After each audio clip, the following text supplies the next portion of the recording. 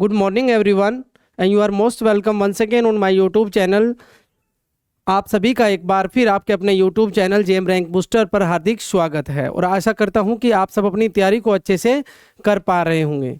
तो जैसे कि आप देख पा रहे हैं कि हम पढ़ रहे थे भूगोल को और एक एक चीज़ करके हमने भूगोल को जानने की कोशिश की। तो जैसे कि हमने पहले सामान्य भूगोल का अध्ययन किया और उसके बाद हमने स्थलमंडल को जानने की कोशिश की। तो आइए आज हम कुछ क्वेश्चंस को कर लेते हैं ताकि हम अपने आप को इवेलुएट कर पाए कि हमारी तैयारी किस दिशा में जा रही है, हम अपने आप को कितना तैयार कर चुके हैं, हम भूगोल में अपने आप को कहाँ रख पा रहे हैं, ये कम से कम हमें पता चल जाए। इसीलिए आज हम कुछ क्वेश्चंस को कर लेते हैं जो परीक्षा की दृष्टि से काफ़ी महत्वपूर्ण हैं और हमारी तैयारी किस दिशा में जा रही है इसलिए भी ये महत्वपूर्ण हो जाता है कि कम से कम हम एक बार अपने आप को हफ्ते भर में या 10 दिन में एक बार अपने आप को इवेलुएट करना भी काफ़ी आवश्यक होता है। तो आइए आज कुछ उन क्वेश्चंस को देख लेते हैं ताकि अपने आप को हम एक बार समझ ले। तो जैसे कि आप देख पा रहे हैं पहला क्वेश्चन है जो स्क्रीन पर आप देख पा रहे हैं। पहला क्वेश्चन है पृथ्वी स्थित है, पृथ्वी स्थित है, पृथ्वी स्थित है अर्थ इज लोकेटेड बिटवीन, यानी पृथ्वी किन दो चीजों के बीच स्थित है। अब आप ऑप्शन देखेंगे तो ऑप्शन में आपको दिखाई दे रहा है शुक्र एवं मंगल के मध्य, मंगल एवं बृहस्पति के मध्य, शुक्र एवं बृहस्पति के मध्य, बुध एवं शुक्र के मध्य, between Venus and Mars, between Mars and Jupiter, between Venus and Jupiter and between Mercury and Venus. तो मैंने आपको जब ये टॉपिक कराया तो पहले ही मैंने आपको बताया कि आपको ये सीक्वेंस हमेशा याद रखना है ताकि आप कुछ चीज़ों को बिना याद रखे आंसर दे पाएं। तो हमने वो सीक्वेंस आज आपको वो सीक्वेंस एक बार फिर दोबारा रिपीट कर लेना है और वो सीक्वेंस कुछ इस प्रकार थी कि ये हमारा सन है और सन से आगे वो हमारे ग्रहों का क्रम यानी जो सूर्य के चक्कर लगाते हैं। और इसमें हमने देखा पहला था हमारा बुध और फिर शुक्र और फिर पृथ्वी और फिर मंगल और फिर बृहस्पति,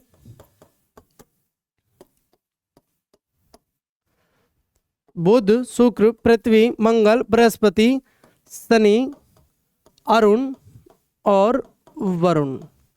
तो इस प्रकार हमने ग्रहों के क्रम को देखा। तो अभी आपसे पूछ रहा है कि हमारी पृथ्वी किन दो ग्रहों के बीच में स्थित है। तो आप बहुत इजीली ये आंसर कर पाएंगे। आप देखेंगे कि पृथ्वी स्थित है शुक्र एवं मंगल के मध्य, मंगल एवं बृहस्पति के मध्य, शुक्र एवं बृहस्पति के मध्य, बुध एवं शुक्र के मध्य।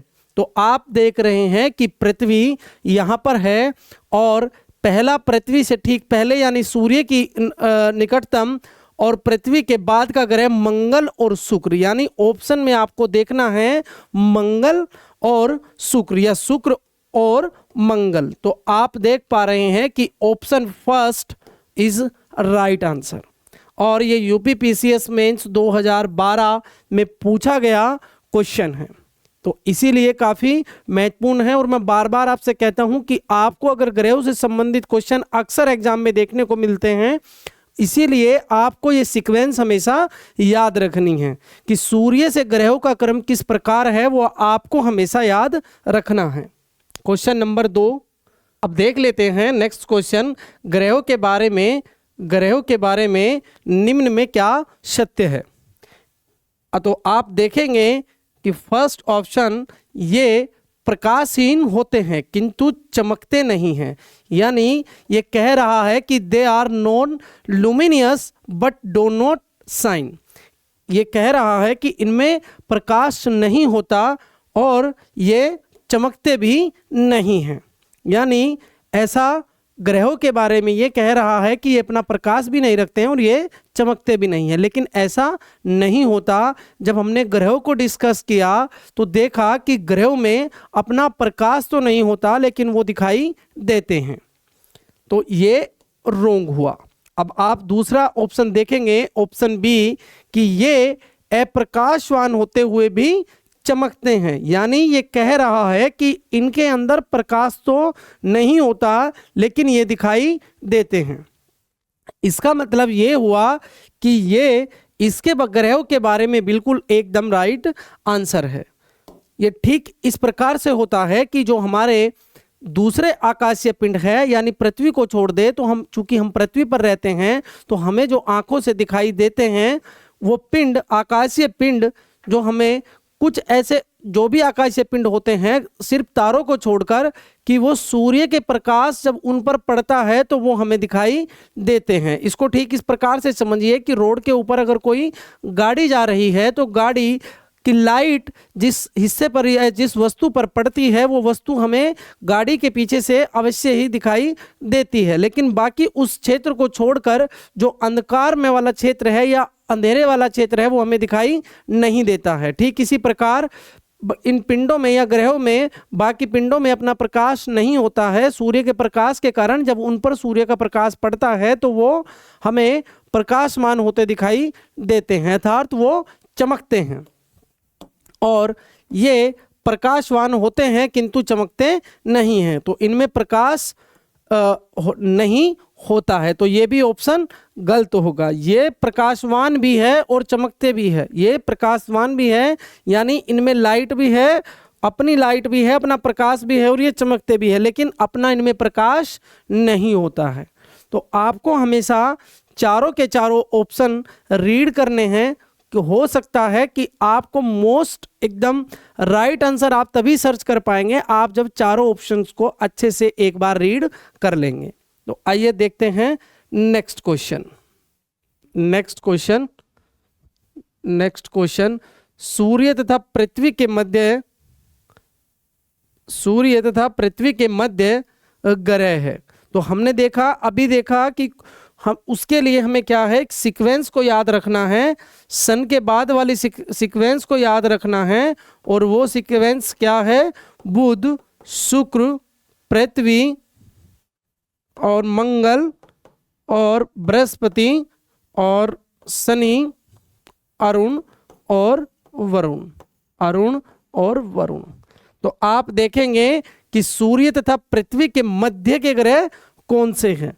तो इधर हमारे सूर्य देवता और यहाँ हमारी पृथ्वी। तो ये पूछ रहा है कि सूर्य और हमारी पृथ्वी के मध्य कौन से ग्रह हैं। तो आप इजीली बता पाएंगे कि बुध और शुक्र हमारी पृथ्वी और सूर्य के बीच के ग्रह है। तो बुध, सूर्य तथा पृथ्वी के मध्य वाले ग्रह कौन से होंगे, बुध एवं शुक्र। तो ऑप्शन नंबर 3 इसका राइट आंसर होगा। तो आपको ये सीक्वेंस, मैं बार बार बोल रहा हूं कि आपको ये सीक्वेंस याद रखनी है। निम्नलिखित युग्मों में से कौन सा सुमेलित नहीं है, which of the following pairs is not correctly matched.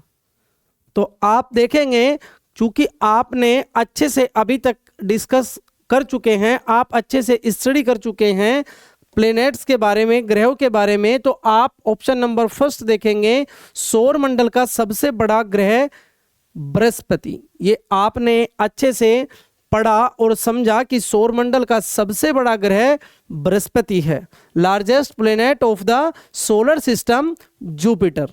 तो ये हम पहले ही डिस्कस कर चुके हैं कि सौर मंडल का सबसे बड़ा ग्रह बृहस्पति है। तो आपको इसमें यह देखना है कि कौन सा सुमेलित नहीं है, यानी करेक्टली मैच्ड नहीं है। तो आपने देखा कि ये तो मैच्ड है, कम से कम ये मैच है, सही है।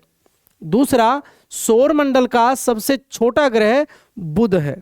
तो जब हमने ग्रहों को डिस्कस किया तो ये भी हमने देखा कि सौर मंडल में जो बुध है वो सूर्य से सबसे निकटतम ग्रह है और सबसे छोटा ग्रह भी बुध है। तो smallest planet of the solar system is mercury.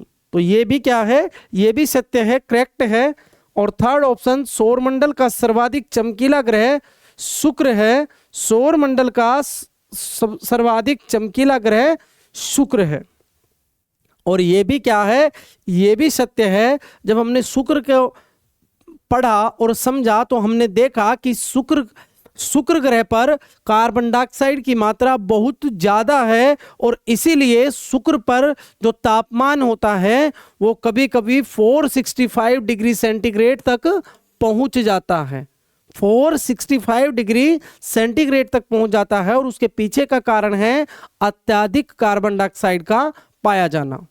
तो आप देखेंगे और इसी अत्यधिक तापमान के कारण शुक्र सबसे चमकीला ग्रह है। तो आप कहेंगे कि ये भी क्या है, करेक्ट है। Brightest planet of the solar system is Venus, ये भी करेक्ट है। लेकिन आप देखेंगे ऑप्शन नंबर डी। अब आप देख चुके हैं कि तीनों को हम पहले डिस्कस कर चुके हैं, अच्छे से समझ चुके हैं और तीनों ही यहाँ करेक्ट ऑप्शन है। तो आप देखेंगे अब फोर्थ नंबर, सौरमंडल का मंदतम गति वाला ग्रह मंगल है।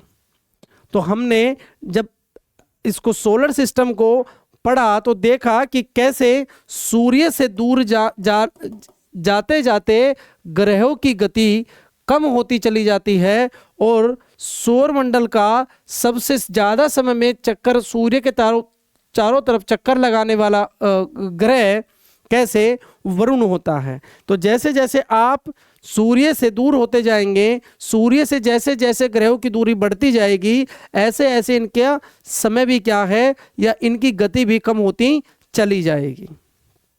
तो आपने देखा कि कैसे ये ऑप्शन नंबर डी ये मैच नहीं है, या ये कहे कि इसका आंसर होगा सौरमंडल का मंदतम गति वाला ग्रह मंगल, ये गलत है, इनकरेक्ट है, मैच नहीं है। तो इसीलिए आंसर होगा डी।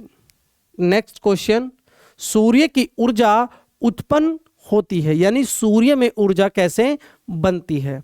तो जब हमने सूर्य को डिस्कस किया, सौरमंडल में हमने पहले सूर्य को देखा, तो हमने डिस्कस किया कि सूर्य के अंदर एक क्रिया होती है जिसको हम नाभिकीय संलयन के नाम से जानते हैं, और उसी क्रिया सूर्य में उपस्थित हाइड्रोजन के कारण जब दो हाइड्रोजन के छोटे नाभिक मिलकर हीलियम का एक बड़ा नाभिक बनाते हैं तो अपार मात्रा में ऊर्जा मुक्त होती है और वही ऊर्जा हमें प्राप्त होती है। तो सूर्य में ऊर्जा उत्पन्न होने के पीछे का कारण आप देखेंगे क्या है, आयनन द्वारा बाई आयनोजेशन, बी नाभिकीय संलयन द्वारा बाई न्यूक्लियर फ्यूजन, नाभिकीय विखंडन द्वारा बाई न्यूक्लियर फ्यूजन, और ऑक्सीकरण द्वारा बाई ऑक्सीडेशन।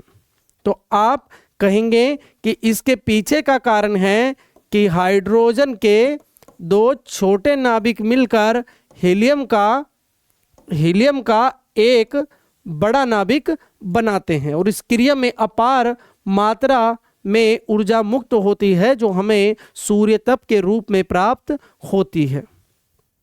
तो देखते हैं नेक्स्ट क्वेश्चन, एक खगोलीय एकक 1 एस्ट्रोनॉमिकल यूनिट औसत दूरी है। ये आपको यूपीएससी प्री में झारखंड पीसीएस 2011 में 2-3 बार पूछा गया क्वेश्चन है। तो आपको ये हमेशा याद रखना है, प्रकाश वर्ष, ये एस्ट्रोनॉमिकल यूनिट और पारसेक। मैंने आपको ये तीनों ही पीछे जब हमने डिस्कस किया तो तीनों में अंतर तीनों में ही बताया और तीनों को अलग अलग करके हमने देखा कि प्रकाश वर्ष और एस्ट्रोनॉमिकल यूनिट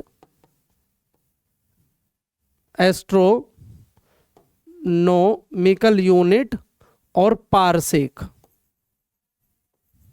हमने तीनों को ही देखा कि तीनों ही दूरी मापने के मापक हैं, यानी तीनों से ही दूरी मापी जाती है। लेकिन जब हम बात करते हैं एक खगोलीय एकक 1 एस्ट्रोनॉमिकल यूनिट की, तो आपको हमेशा याद रखना है कि ये वो दूरी होती है 1 एस्ट्रोनॉमिकल यूनिट, वो दूरी होती है जो पृथ्वी और सूर्य के बीच की मध्य की दूरी है। और ये भी हम डिस्कस कर चुके हैं।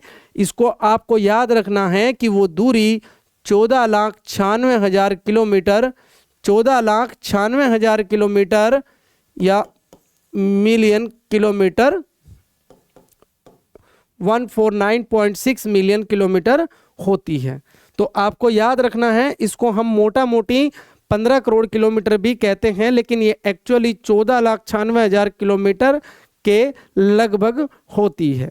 तो आपको याद रखना है कि 1 astronomical unit means the distance between sun and earth, यानी सूर्य और पृथ्वी के बीच की जो दूरी है वो 1 एस्ट्रोनॉमिकल यूनिट कहलाती है। नेक्स्ट, तो ये ऑप्शन नंबर ए इसका क्या होगा, राइट आंसर होगा। पृथ्वी और सूर्य के बीच की दूरी between the earth and the sun. Next, सूर्य से पृथ्वी की दूरी कितनी है? सूर्य से पृथ्वी की दूरी कितनी है? ये वही है जो हमने अभी देखा, 1 एस्ट्रोनॉमिकल यूनिट। ये वही दूरी है, सूर्य और पृथ्वी के बीच की दूरी। यूपीपीसीएस प्री 2010 में ये पूछा गया था कि सूर्य से पृथ्वी की दूरी कितनी है। तो आप देखेंगे 107.7 million kilometre, 142.7 million kilometre, 146.6 million kilometre और 149.6 मिलियन किलोमीटर। तो जैसे कि मैंने आपको बताया कि 14 करोड़ 96 लाख किलोमीटर के लगभग ये डिस्टेंस होती है। 14 करोड़ 96 लाख किलोमीटर के आसपास। और इसको आप कहीं कहीं देखेंगे कि वहाँ आपको 15 करोड़ किलोमीटर भी ये देखने को मिल सकती है। तो आपको याद रखना है 149.6 मिलियन किलोमीटर, यानी 14 करोड़ 96 लाख किलोमीटर की ये डिस्टेंस होती है। पृथ्वी सूर्य से निकटतम दूरी पर होती है। पृथ्वी सूर्य से निकटतम दूरी पर होती है। जब सूर्य के चारों ओर पृथ्वी चक्कर लगाती है तो वो कभी पास कभी दूर होती है। तो पूछ रहा है कि सूर्य के सबसे निकटतम कब होती है। तो मैंने आपको ये बताया, जब हमने इसको समझा, सोलर सिस्टम को समझा, पृथ्वी और सूर्य के मध्य संबंधों को समझा, तो तब मैंने आपको ये बताया कि आपको ये रिवर्सली याद रखना है कि जब हमारे यहाँ ठंड होती है, जब हमारे यहाँ बहुत ही ठंड होती है, तो आपको इसको सूर्य नज़दीक होने के कारण गर्मी होनी चाहिए थी। सूर्य नज़दीक होने के कारण गर्मी, जब नज़दीक होगा तो गर्मी होनी चाहिए। तो इसका मतलब हुआ कि गर्मी में हमारे सूर्य निकट रहता होगा, लेकिन ऐसा नहीं है। आपको इसको रिवर्स याद रखना है कि जनवरी में सूर्य पृथ्वी के निकटतम होता है। कहे कि पृथ्वी सूर्य के निकटतम होती है। और जब बात गर्मी की करते हैं, यानी जुलाई की बात करते हैं, तो 4 जुलाई को सबसे दूर होता है। सबसे दूर। और इस घटना को हम अपसोर के नाम से या एपीहिलियन के नाम से जानते हैं। और 3 जनवरी को पृथ्वी सूर्य के सबसे निकट होती है और इस घटना को हम पेरिहिलियन या उपसौर के नाम से जानते हैं। और ऐसा कब होता है? ये होता है 3 जनवरी को। तो पृथ्वी सूर्य से निकटतम दूरी पर होती है। तो आपको याद रखना है 3 जनवरी, कभी कंफ्यूज नहीं होना है। इस बात को हमेशा रिवर्स करके याद रखना है कि निकट जब पूछे तो आपको याद करना है कि निकट होने का मतलब गर्मी होगी, सूर्य तप की अधिक मात्रा हमें प्राप्त होगी। लेकिन ये भी हम डिस्कस कर चुके हैं कि सूर्य नज़दीक होने के बाद भी सूर्य तप यानी आने वाला प्रकाश या ऊष्मा हमें ज़्यादा प्राप्त क्यों नहीं होती है? क्यों हमें ऊष्मा, पृथ्वी जब 4 जुलाई को सूर्य और पृथ्वी के बीच की दूरी अधिकतम होती है, क्यों हमें उस समय अधिक ऊष्मा प्राप्त होती है, जबकि वो दोनों एक दूसरे से अधिकतम दूरी पर होते हैं। और 3 जनवरी को ठीक उल्टा होता है कि सूर्य निकट तो होता है लेकिन हमें बहुत सर्दी फील होती है या सर्दी हम महसूस करते हैं। तो उसका कारण हम पहले ही डिस्कस कर चुके हैं। तो आपको अभी बस इतना याद रखना है कि 3 जनवरी को सूर्य पृथ्वी के निकटतम होती है और 4 जुलाई को वो सबसे ज्यादा दूर होती है। नेक्स्ट क्वेश्चन, निम्नलिखित ग्रह युग्मों में से कौन बिना उपग्रह के है? कौन बिना उपग्रह के है? Which of the following pairs of planets are without satellites? तो आप देखेंगे फर्स्ट ऑप्शन इज शुक्र एवं मंगल, शुक्र एवं मंगल, एंड द सेकंड इज बुध एवं मंगल, और थर्ड इज पृथ्वी और बृहस्पति, और फोर्थ इज बुध और शुक्र। तो जब हमने वो सीक्वेंस मैंने कहा, वो सीक्वेंस सन के बाद वाली सीक्वेंस यानी बुध, शुक्र, पृथ्वी, मंगल, बृहस्पति, शनि, अरुण और वरुण। तो आपने जब वो सीक्वेंस देखी तो आपको याद रखना है कि यहां से यानी थर्ड नंबर से पृथ्वी के बाद से आपको ग्रहों के उपग्रह देखने को मिलेंगे, लेकिन बुध और शुक्र का कोई भी अपना उपग्रह नहीं है। बुध और शुक्र का कोई भी अपना उपग्रह नहीं है। तो आंसर होगा option D, mercury and Venus, इनका कोई अपना उपग्रह नहीं है।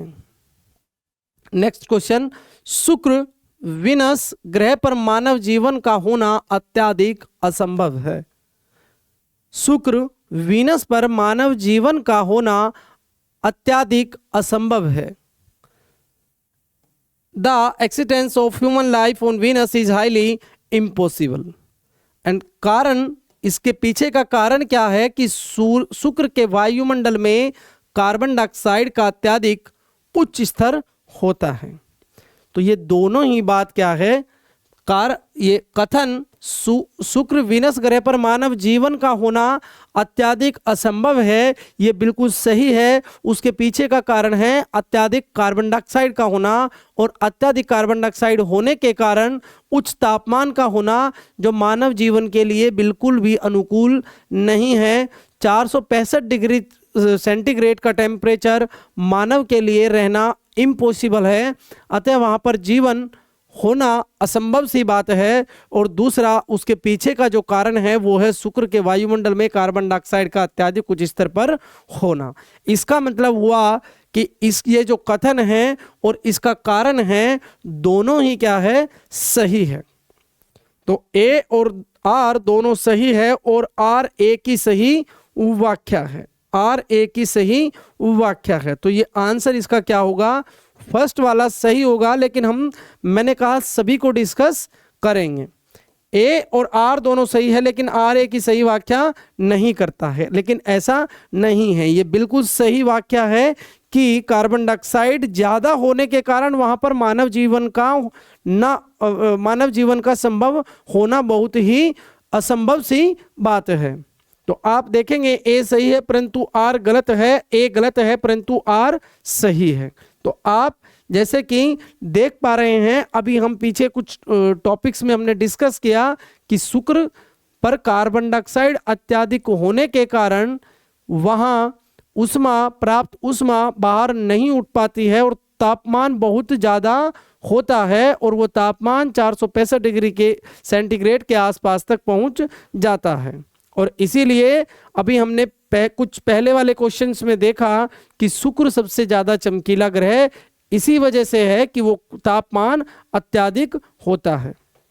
तो देख लेते हैं नेक्स्ट क्वेश्चन, जब दिन और रात की अवधि बराबर होती है तो जब दिन और रात की अवधि बराबर होती है तो सूर्य की किरणें सीधी पड़ती है।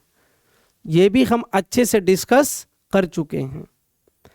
जब दिन और रात की अवधि बराबर होती है तो पृथ्वी पर सूर्य की किरणें कहाँ पड़नी चाहिए, इसके बिल्कुल मिड पॉइंट पर पड़नी चाहिए, ताकि इधर वाले हिस्सों पर और इधर वाले हिस्सों पर प्रकाश बराबर बराबर पड़े तो दिन और रात की अवधि क्या होगी, बराबर होगी।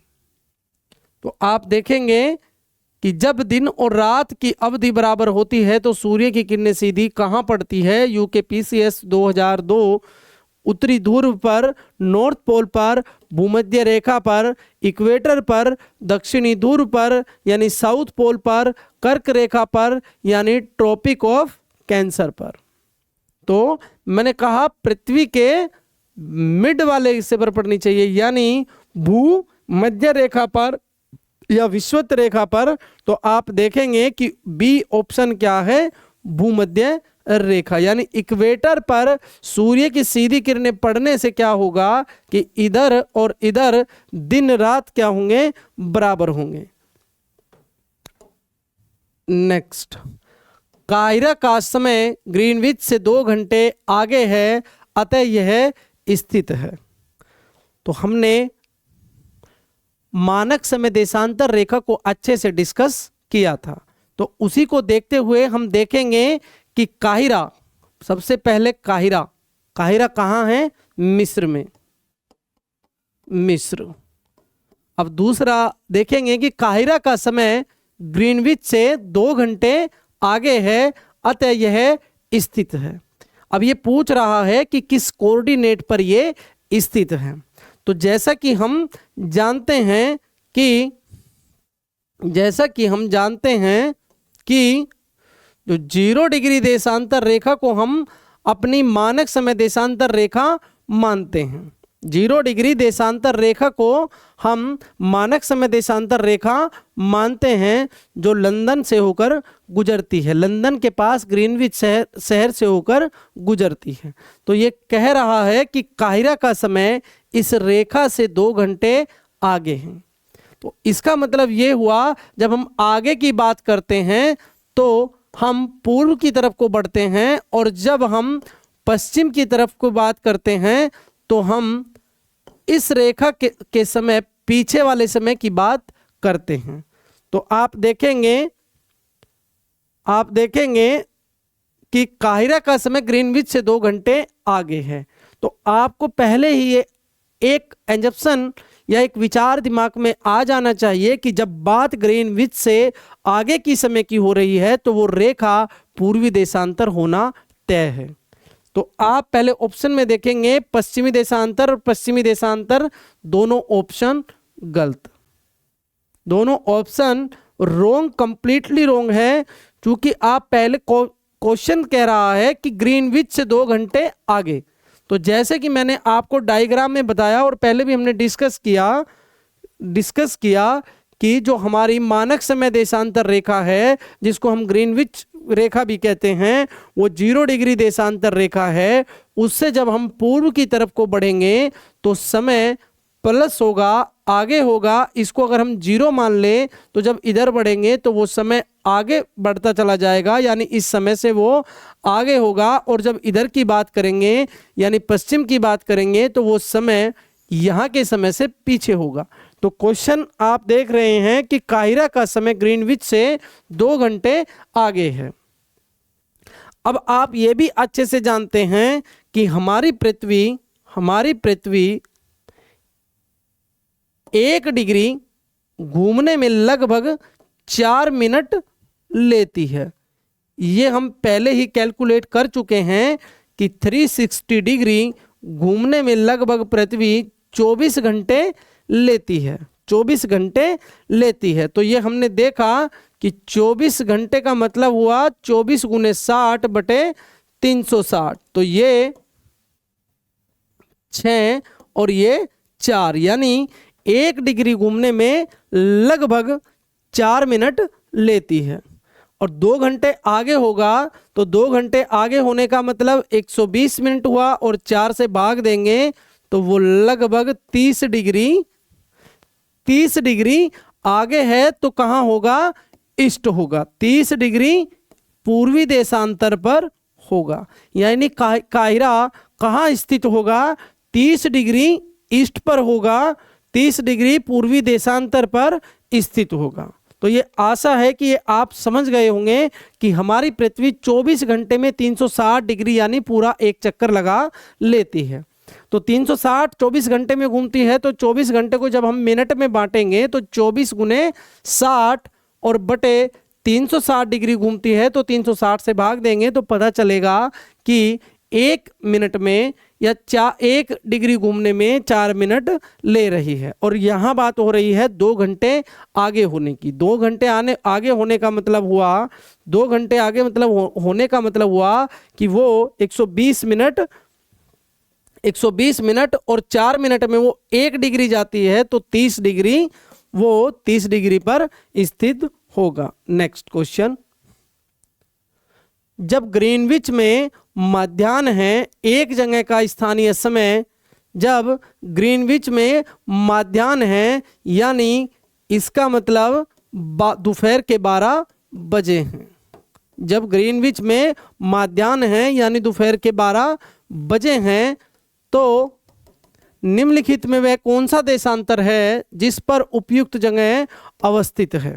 जब ग्रीनविच में मध्याह्न है, एक जगह का स्थानीय समय शाम के 5 बजे का है, तो निम्नलिखित में से कौन सा देशांतर है जिस पर उपयुक्त जगह अवस्थित है। यानी आप कहेंगे कि 0 डिग्री देशांतर पर अभी का समय है 12 बजे। तो ये बात कर रहे हैं शाम के 5 बजे की, बात हो रही है शाम के 5 बजे की। तो यहाँ 12 बजे है, तो शाम के 5 बजेंगे तो वो स्थान कहीं ना कहीं पूर्व की तरफ स्थित होगा, क्योंकि पूर्व की तरफ जाने पर पृथ्वी पश्चिम से पूर्व घूमती है, तो पूर्व की तरफ जाने पर क्या है कि हमारा समय बढ़ता है। तो ग्रीनविच से जब इधर जाएंगे तो ये कह रहा है कि शाम के 5 बजे हैं, और शाम के 5 बजने का मतलब यहाँ से समय 5 घंटे आगे होगा। 5 घंटे का मतलब 5 गुने 60 यानी 300 मिनट आगे होगा। और 300 मिनट को जब हम डिग्री में कन्वर्ट करेंगे पृथ्वी के रोटेशन के हिसाब से, तो 1 डिग्री जाने में 4 मिनट लेती है, तो 300 मिनट जाने में वो यानी 75 डिग्री पर वो स्थान 75 डिग्री ईस्ट पर, 75 डिग्री ईस्ट पर, चूंकि वो समय यहाँ से आगे है, तो इसीलिए 75 डिग्री ईस्ट पर क्या होगा, वो स्थान स्थित होगा जहां का समय शाम के 5 बजे का हो रहा होगा। तो नेक्स्ट क्वेश्चन देख लेते हैं।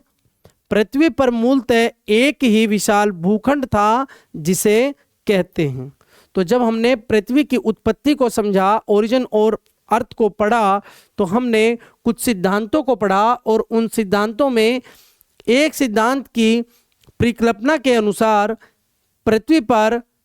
पूरी पृथ्वी पर एक तरफ जहां महासागर तो दूसरा महाद्वीप,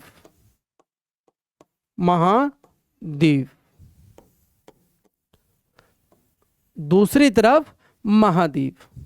तो जब हमने टॉपिक को डिस्कस किया तो देखा कि कैसे वेगनर ने बताया कि इस संपूर्ण पृथ्वी पर या तो महाद्वीप था और या महासागर, और वो सारे के सारे जो महाद्वीप जो आज हमें दिखाई देते हैं, कहीं ना कहीं वो सारे के सारे एक जगह मिले हुए थे, यानी वो उस समय अलग अलग नहीं थे, वो एक जगह आपस में मिले हुए थे। और उसी महाद्वीप को हम पैंजिया के नाम से, उस मिले हुए महाद्वीप को यानी समस्त स्थलीय भाग को जो एक जगह मिले हुए थे, उसी को हम पैंजिया के नाम से जानते हैं। और जो पानी वाला भाग था यानी महासागरों वाला भाग था, उसको हम पैंथालासा। आप देखेंगे कि ऑप्शन दोनों दिए गए हैं, तो आपको याद रखना है कि सागर वाला भाग जब संपूर्ण पृथ्वी पर पूरा का पूरा जलीय भाग एक था और पूरा का पूरा स्थलीय भाग एक था, यानी वो टुकड़ों में बटा हुआ नहीं था, कहीं ना कहीं सारे के सारे महाद्वीप एक जगह मिले हुए थे। तो उस सारे भूभाग को, उन सभी महाद्वीपों के इकट्ठे भाग को, एक स्थलीय भाग को, उसको हम पैंजिया के नाम से जानते हैं। और जब बात होती है पानी वाले भाग की, महासागरीय भाग की, तो उसको हम पैंथालासा के नाम से नेक्स्ट, प्रसिद्ध ज्वालामुखी पर्वत क्राकाटोआ निम्नलिखित में से किस देश में क्राकाटोआ निम्नलिखित में से किस देश में है? The famous volcanic mountain Krakatoa is located in which of the flowing countries? Italy, Indonesia, संयुक्त राज्य अमेरिका, जापान और इंडोनेशिया। तो ये आप देखेंगे कि यह ज्वालामुखी इंडोनेशिया में है और यह अत्यंत ही सक्रिय ज्वालामुखी है। तो नेक्स्ट, निम्नलिखित कथनों पर विचार कीजिए।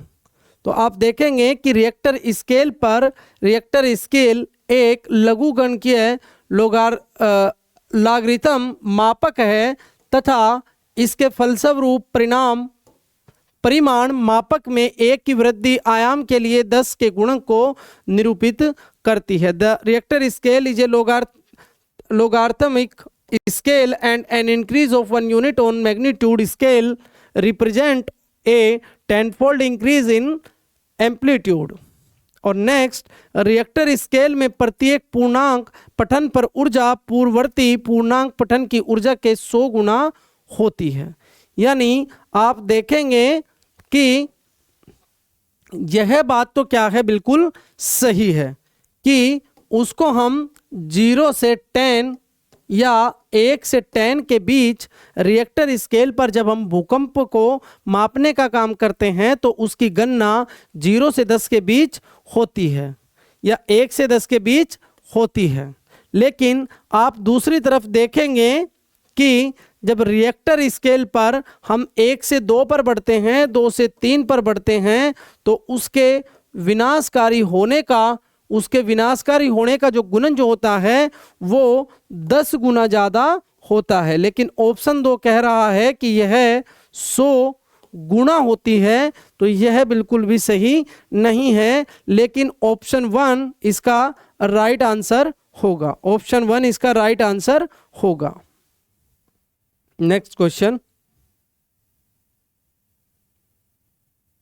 निम्नलिखित भाषाओं में सुनामी शब्द किस भाषा से संबंधित है? ये हमने पहले ही डिस्कस कर चुके हैं जब हमने सुनामी को डिस्कस किया कि सुनामी शब्द जापानी भाषा से लिया गया है और जहां सु यानी स्प्रू से मिलकर बना है और नामी जहां स्प्रू और नामी 2 से मिलकर बना है और स्प्रू का मतलब होता है बंदरगाह और नामी का मतलब होता है लहरें या तरंग। तो इसका मतलब हुआ कि वो तरंगे सुनामी को बंदरगाहों की तरंगों के नाम से भी जाना जाता है और ये शब्द है जापानी भाषा का, ये शब्द है। तो आपने देखा निम्नलिखित महाद्वीपों में से कौन सा गोंडवाना लैंड का भाग नहीं है? निम्नलिखित में से कौन सा गोंडवाना लैंड का भाग नहीं है? तो आप देखेंगे जब आपने वेगनर वाले सिद्धांत को पढ़ा तो आपने देखा कि पृथ्वी के समस्त महाद्वीप पहले एक जगह जुड़े हुए थे और महासागरीय भाग भी पूरा का पूरा एक जगह था।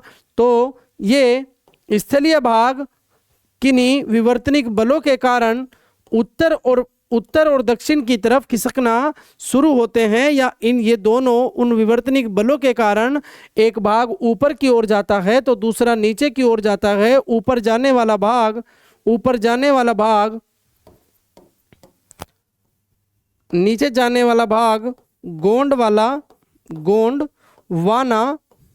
गोंडवाना और ऊपर जाने वाला भाग यूरेशिया कहलाया। तो आप देखेंगे कि निम्नलिखित महाद्वीपों में कौन सा भाग गोंडवाना का भाग नहीं था। तो आप ये देखेंगे कि दक्षिणी अमेरिका, अफ्रीका और ऑस्ट्रेलिया ये सारे के सारे नीचे वाले भाग हैं, ये गोंडवाना का भाग नहीं था। और जबकि उत्तरी अमेरिका उत्तर की तरफ का भाग है तो ये क्या होगा? उत्तरी अमेरिका गोंडवाना का भाग नहीं था। महाद्वीप अलग कैसे हुए? महाद्वीप अलग कैसे हुए? महाद्वीप अलग कैसे हुए? महाद्वीपों के अलग होने के पीछे का कारण ज्वालामुखी के फूटने से है, विवर्तनिक क्रिया से है, चट्टानों के वलन और भ्रंश से है, या उपयुक्त सभी से है। तो इनके पीछे का जो सबसे महत्वपूर्ण कारण है वो है टेक्टोनिक एक्टिविटी, यानी विवर्तनिक क्रिया के कारण ये दोनों क्या हुए, महाद्वीप अलग हुए हैं। तो ये बीपीएससी प्री 2011 में आपसे पूछा गया है। नेक्स्ट, निम्नलिखित तिथियों में से किस में दोपहर को आपकी छाया सबसे छोटी होती है? निम्नलिखित तिथियों में से किस में दोपहर को आपकी छाया सबसे छोटी होती है? यानी हम बात कर रहे हैं भारत की। तो भारत में परछाई सबसे कम कब होगी? जब सूर्य बिल्कुल ठीक आपके ऊपर हो, यानी सूर्य की किरणें सीधी आपके ऊपर पड़े। और ये कब होता है? ये जब होता है जब सूर्य की सीधी किरणें यानी कर्क रेखा पर पड़ती है। और कर्क रेखा पर पड़ने के पीछे का कारण ये है कि भारत से कर्क रेखा होकर गुजरती है। तो आपके ऊपर सीधी पड़ने का अर्थ हुआ कि वो किरणें सीधी आपके सर पर पड़ रही हो। तो ऐसा कब होता है? ऐसा होता है 21 जून को, जब सूर्य की सीधी किरणें कर्क रेखा पर पड़ती है। सब सूर्य की सीधी किरणें कर्क रेखा पर पड़ती है, जब सूर्य की सीधी किरणें कर्क रेखा पर पड़ती है। तो ये कब होता है? ये होता है 21 जून को। नेक्स्ट, विषुव या इक्विनॉक्स वर्ष के 2 काल जब दिन और रात बराबर होते हैं, वो घटना कब होती है? Equinox the 2 times of the year when day and night are equal occur on 21 March और 23 सितंबर को, 22 फरवरी और 23 अगस्त को, 15 अक्टूबर और 23 अप्रैल को, या 22 जुलाई और 22 दिसंबर को। तो ये हम पहले ही अच्छे से डिस्कस कर चुके हैं कि सूर्य की सीधी किरणें मकर रेखा पर, भूमध्य रेखा पर और कर्क रेखा पर कब पड़ती है। तो हमने देखा कि मकर रेखा पर 22 दिसंबर को सूर्य की सीधी किरणें पड़ती है, और हमने देखा कि भूमध्य रेखा जब सूर्य 22 दिसंबर को फिर उत्तर की तरफ को सूर्य की किरणें सीधी पड़ना शुरू होती है। तो यहाँ यह अब 22 दिसंबर के बाद मार्च में, और वो 21 मार्च को सूर्य की सीधी किरणें भूमध्य रेखा पर पड़ती है, और फिर 21 जून को सीधी किरणें कर्क रेखा पर पड़ती है, और फिर अगेन जब सूर्य दक्षिणायत होता है तो सूर्य की किरणें अगेन 23 सितंबर को एक बार फिर भूमध्य रेखा पर पड़ती है। तो आप देखेंगे कि 21 मार्च और 23 सितंबर वो तिथियां हैं जब सूर्य की किरणें सीधी विषुवत रेखा पर या भूमध्य रेखा पर पड़ती है। तो आप इसका आंसर देखेंगे कि ऑप्शन ए इसका बिल्कुल राइट आंसर होगा, यानी ये 21 मार्च और 23 सितंबर वो 2 तिथियां हैं जब सूर्य की सीधी किरणें कर्क रेखा पर पड़ती है। निम्नलिखित देशों पर विचार कीजिए। निम्नलिखित देशों पर विचार कीजिए: ऑस्ट्रेलिया, नामीबिया, ब्राजील और चिली। उपयुक्त में से किन किन से होकर मकर रेखा गुजरती है? तो आपको ये वर्ल्ड मैप को आपको अपने सामने रखना है और देखना है कि इन चारों देशों में, लेकिन अगर आपके पास मैप भी नहीं है तो कम से कम आप ये अंदाज़ा लगा सकते हैं कि जब हम बात पृथ्वी पर करते हैं और उत्तरी गोलार्ध और दक्षिणी गोलार्ध की बात करते हैं और इन चारों देशों को देखते हैं, तो आप देखेंगे कि ऑस्ट्रेलिया जो कि दक्षिणी गोलार्ध में है, नामीबिया जो कि अफ्रीका कंटिनेंट का दक्षिणतम देशों में से एक है, और इसी प्रकार ब्राज़ील और चिली दक्षिण अमेरिका के भाग हैं, और ये 23.5 डिग्री साउथ वाली रेखा मकर रेखा। तो आपको लगभग ये अंदाज़ा लग गया होगा कि कहीं ना कहीं हो सकता है कि ये इन सभी से गुजरती हो। ये खाली आपकी एजम्पशन हुई, लेकिन मैंने आपको ये टॉपिक कर्क रेखा पर स्थित देश, भूमध्य रेखा पर स्थित देश और मकर रेखा पर स्थित देश, ये मैंने आपको अच्छे से कराया है। तो आप जब देखेंगे कि वो चारों देश हैं जो मकर रेखा पर स्थित है, मकर रेखा पर स्थित है, तो आप देखेंगे कि ऑप्शन डी इसका राइट आंसर होगा। यानी ऑप्शन डी यानी 1, 2, 3 और 4 यानी वो चारों ही देश ऑस्ट्रेलिया, नामीबिया, ब्राजील और चिली, ये चारों के चारों क्या है, मकर रेखा पर स्थित है। तो इस बात से आपको अंदाजा लग गया होगा कि आप अपनी तैयारी किस दिशा में कर रहे हैं, यानी आपकी तैयारी किधर जा रही है और आप अपने आप को कहाँ स्टैंड कर पा रहे हो। तो इसीलिए आप आगे का जो हमारा शेड्यूल रहेगा वो कुछ इस प्रकार रहेगा। इससे आगे हम ज्योग्राफी के उन टॉपिक्स को डिस्कस करेंगे जो परीक्षा की दृष्टि से काफ़ी महत्वपूर्ण हैं, और आज की क्लास को हम यहीं तक रखेंगे। तो आज के लिए यहीं तक। Thank you everyone.